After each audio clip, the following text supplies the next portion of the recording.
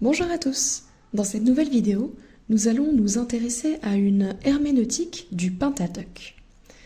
Je m'intéresse en effet à cette partie de la Bible parce que je sais qu'elle demeure difficile à lire pour beaucoup de chrétiens. Or, en avoir les clés de compréhension nous donne une sorte de satisfaction comme celle de résoudre une énigme, en plus bien sûr de celle de mieux connaître notre Dieu. Commençons donc par voir ce qu'est le Pentateuque. Le Pentateuque vient du grec penté, qui signifie 5. Le Pentateuque désigne donc les 5 premiers livres de la Bible. On y trouve la Genèse, l'Exode, le Lévitique, les Nombres et le Deutéronome. Tous ces noms que je viens de donner sont issus d'une origine grecque. La Genèse désigne en grec le commencement.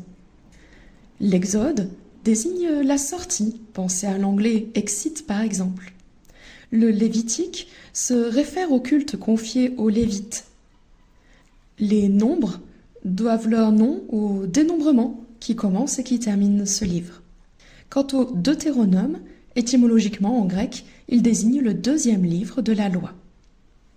Mais les noms hébreux sont différents. En hébreu, en effet, on a fait le choix de sélectionner à chaque fois le premier mot du premier verset de chacun de ces livres. Ainsi, la Genèse se dit Bereshit, ce qui signifie « au commencement », le premier mot de la Bible.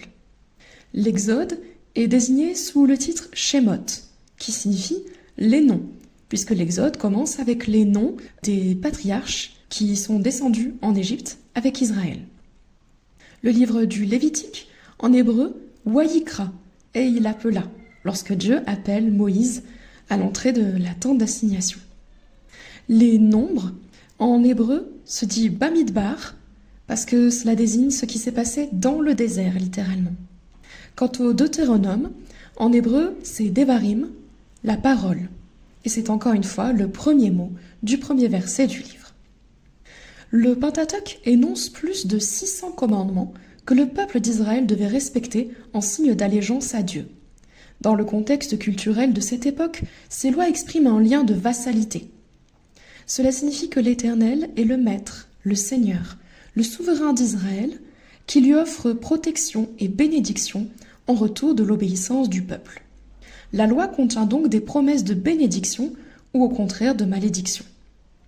On remarque que certaines bénédictions sont propres à Israël, comme par exemple la pluie aux bonnes saisons, tandis que d'autres semblent avoir une portée universelle, et on retrouve même parfois dans d'autres parties de la Bible, comme c'est le cas dans Éphésiens 6, versets 2 à 3, « Honore ton père et ta mère », c'est le premier commandement avec une promesse, « afin que tu sois heureux et que tu vives longtemps sur la terre ». Le Pentateuque ne contient pas que des lois, on y trouve aussi des récits, notamment en Genèse et Exode. Pourtant, on le désigne sous l'appellation « la loi » ou « le livre de la loi », comme on peut le voir au début du livre de Josué ou dans les évangiles. Le Pentateuque forme aussi un tout par son auteur humain, à savoir Moïse, les 5 livres du Pentateuque lui étant attribués. Commençons maintenant à nous poser des questions sur notre lecture. Pourquoi lire le Pentateuque quand on est chrétien ? En effet, quand on regarde en Actes 15, ainsi que dans plusieurs épîtres, au début de l'Église primitive, les Juifs convertis ont essayé de forcer tous les chrétiens à pratiquer la loi de Moïse. Mais au Concile de Jérusalem, en Actes 15, versets 4 à 11, les apôtres libèrent les chrétiens de ces obligations, s'appuyant uniquement sur la grâce de Dieu en Jésus-Christ pour notre salut.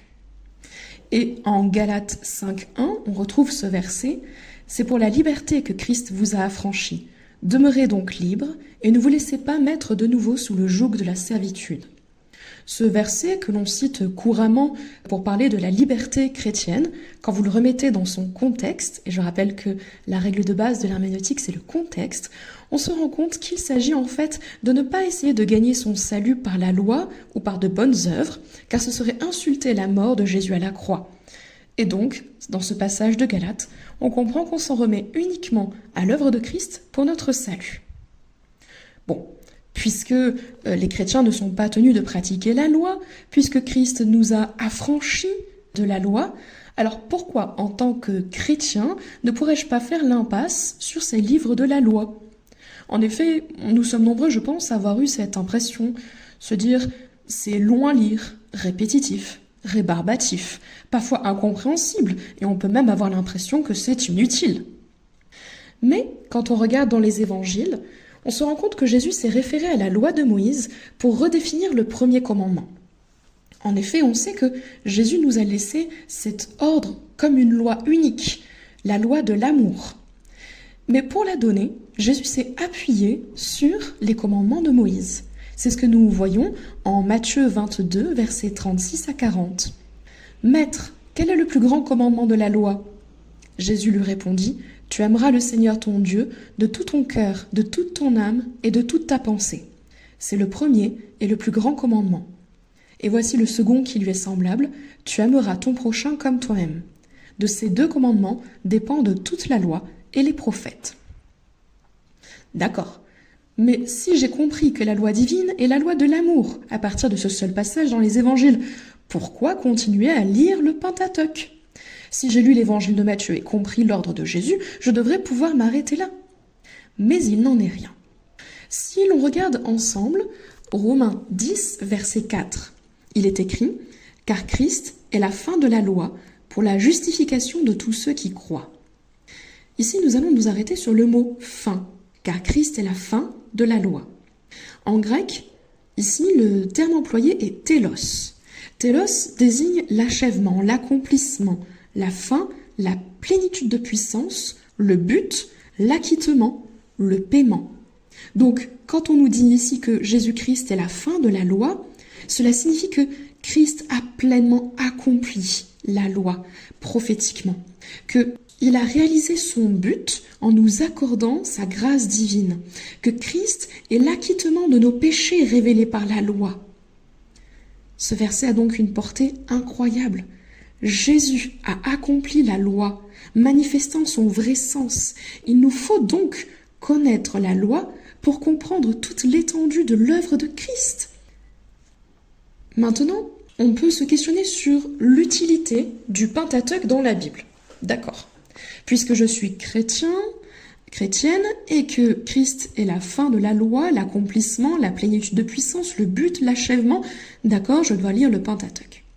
Mais pour lire le Pentateuque, il faut avoir, encore une fois, le contexte, puisqu'on disait tout à l'heure que c'est la principale règle de l'herméneutique. Quelle est donc l'utilité du Pentateuque dans la Bible ? Lorsque le Pentateuque arrive, il répond à un besoin essentiel pour Israël, à savoir se constituer en tant que nation, un peuple libre avec une identité propre et surtout une identité distincte des oppresseurs égyptiens. Or, dans le dictionnaire Le Robert, voici la définition d'une nation. Une nation désigne un groupe humain assez vaste qui se caractérise par la conscience de son unité et la volonté de vivre en commun. Il y a également une deuxième définition, une nation est une communauté politique établie sur un territoire défini et personnifiée par une autorité souveraine. Où est-ce que je veux en venir ? C'est que le Pentateuque a aidé Israël à se définir comme nation à sa sortie d'Égypte. En effet, le Pentateuque donne à Israël une origine et une histoire commune, une langue écrite, une législation, un héritage presque génétique commun avec les dénombrements, ainsi qu'un mode de gouvernement théocratique.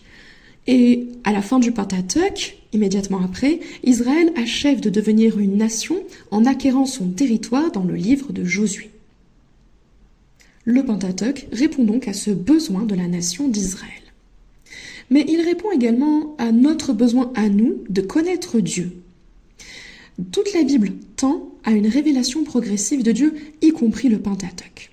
Dans le Nouveau Testament, en Jean 14, verset 9, nous lisons que Jésus-Christ a déclaré « Celui qui m'a vu a vu le Père ».